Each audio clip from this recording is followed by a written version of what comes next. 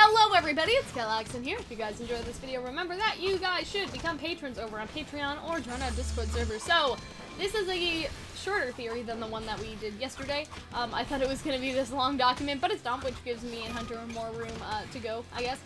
So this is from a, I'm going to say, like, temporary patron, I guess, because all of the people that I think we're doing videos for this week won video tickets through our user awards contest, but you guys can regularly get video tickets by being patrons on Patreon. So let's get started.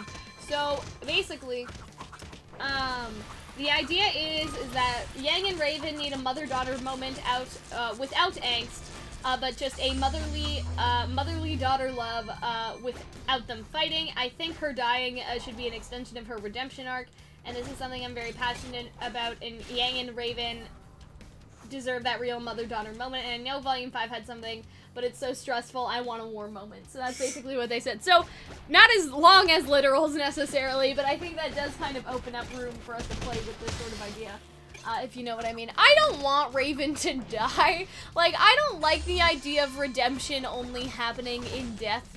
Like, not to get too, like, religious, I guess, but I feel like that's a really, like, an afterlife concept, I guess. That or when like you die, you'll go to heaven and be redeemed, almost, like, you know what I mean? Like, last moment of bravery? Like, yeah, like, I don't like that, because here's the thing. Like, jumping on the grenade. You don't get redeemed when you die. Because if there is nowhere to go after that, you know, I don't want to get into, like, theology or whatever, but if there's nowhere to go after you're done, then that one good thing that you did doesn't outweigh the rest of your life. You know what I mean? Like, it depends. If it's really extreme, then fine, I guess, but I don't necessarily like the trope of, like, oh, but Raven sacrificed for us all. That meant every shitty thing that she did in her life didn't matter. You know what I mean? Because, like, it's different than... You understand what I mean. You know what I mean? Because I feel like that's like, but in heaven, she will be saved. Yeah, it's like, yeah, not for nothing, she helped us out, but, like, she was a fucking asshole most of the time. And so that's what I'm saying. I'm saying that I think a redemption arc, to me, means that this character was, say Weiss. Weiss is a great example of a redemption arc. That she was maybe not the best person for 15 years of her life, or 16 years of her life, right? They're 17, aren't they? Yeah.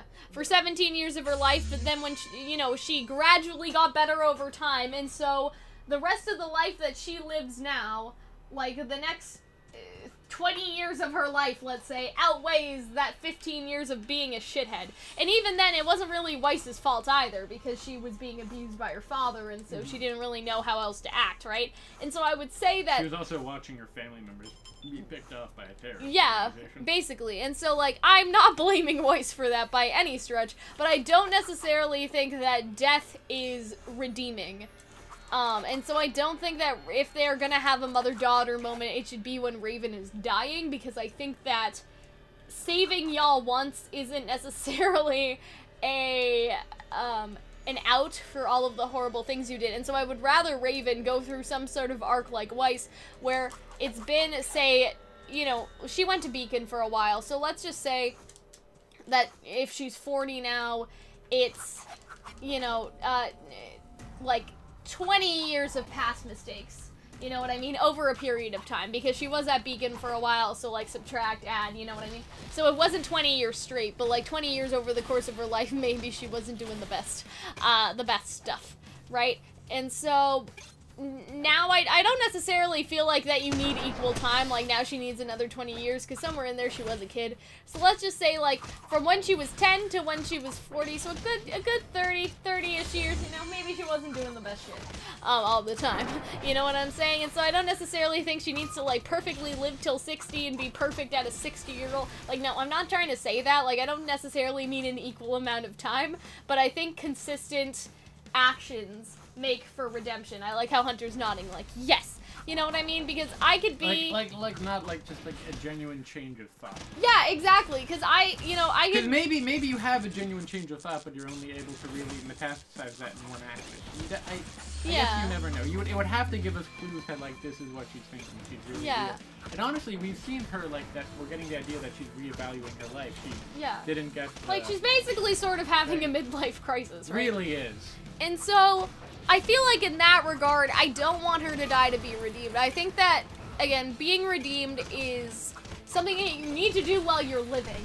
Not when you're dying, you know what I mean? And so I feel like that she has to change before that. And I'm not saying that like for the next 20 years, you know, she needs to be on her best behavior. Like I mean, like no slipping up. If we see like some genuine change in her, I'll accept that. Because think about Weiss, right? I think that Weiss's actions in Volume 4 and Volume 3 and Volume 5 outweigh the actions of the rest of her life to an extent. Also, right? you get the idea I don't think that it's she something is measurable really by time. I think it's measurable by action and by thought.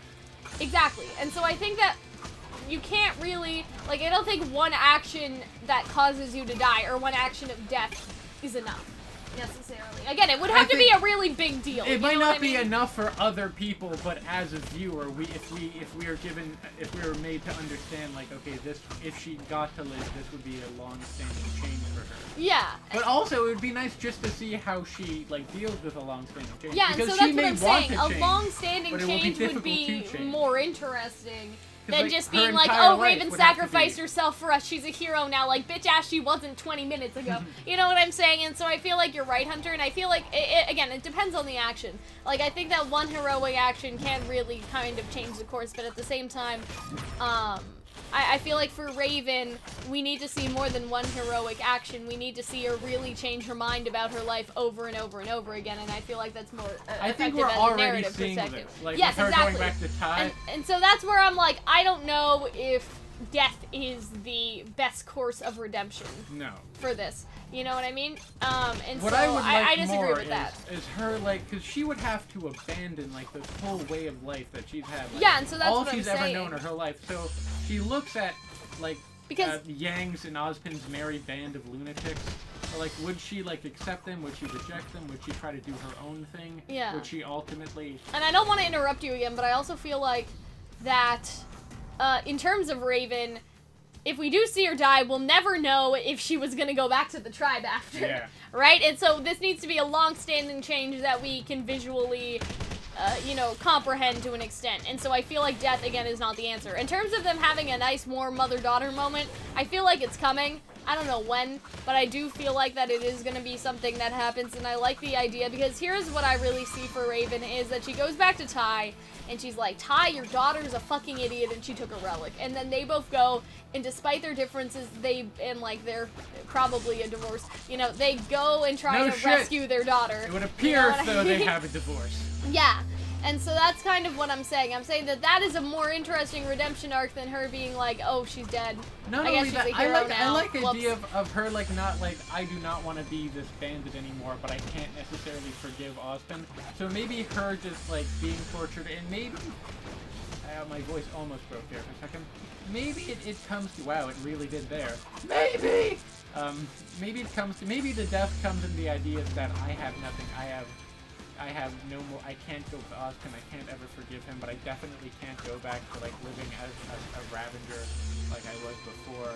Maybe death is the only way out, but I want you to know that in the end, I truly felt This is sorry gonna be for a all weird again. reference, but in Hamilton, Angelica comes back for her sister, Eliza, and, you know, Alexander's like, Angelica, like, thank God you're back, you know, I'm sure you understand me, right? Yeah. And then Angelica's like, I'm not here for you, you know, and talks about how much she loves her sister, and so that's how I really think that Raven and stuff should go down, is that, you know, she can say, I don't give a shit about you, Ozpin, I'm here for my daughter, and I think that Ty should sort of echo that sentiment. That would be a badass moment where it's like, I'm not here for you, Ozpin, I'm here for my daughter, and exactly. Then starts kicking ass. I would Exactly. be all over that. That's what I envision. I think that is the more motherly moment that we need in our life, you know what I mean? Ass. And if she lives and maybe you get, like, a nice, I think like, that she is gonna start to become a end. regular, like, Crow, because her and Crow are just so fun to write for. Like, I mean, Torchwick was too when he's dead, but I think that, scenes you know, in Volume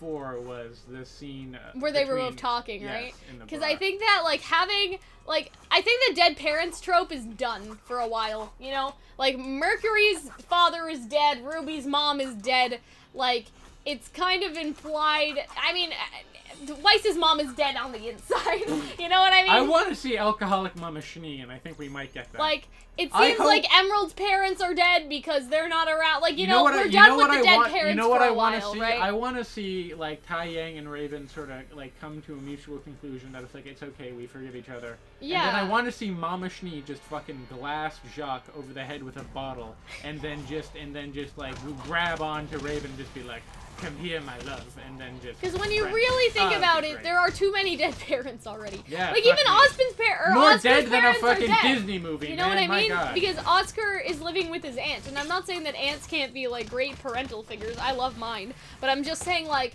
you know... It's dead. You guys are getting dead parent syndrome, and so if Raven dies and then like Tai dies, like no, like just Tai dies. Hey no. yo, it's a pun. He would appreciate that. No. Anyway, so that's all I have to kind of say about that. If you guys enjoyed this video and you want us to cover something, you guys can purchase video tickets through Patreon. A lot of people think that like Patreon's some like donation thing, so you're basically begging for money, but no, we're selling something. You know what I mean? I mean, is the product good? Arguable. Yeah. But we are selling People something. buy bullshit all the time. So, hey, man. You know what? It's your money. You do whatever you want with it. That's all I'm Jordan Peterson all has a fucking New York Times bestselling. People will buy shit, and we're just more shit to buy. Exactly. And so there you go. Anyway, so I hope that you guys enjoyed that, and...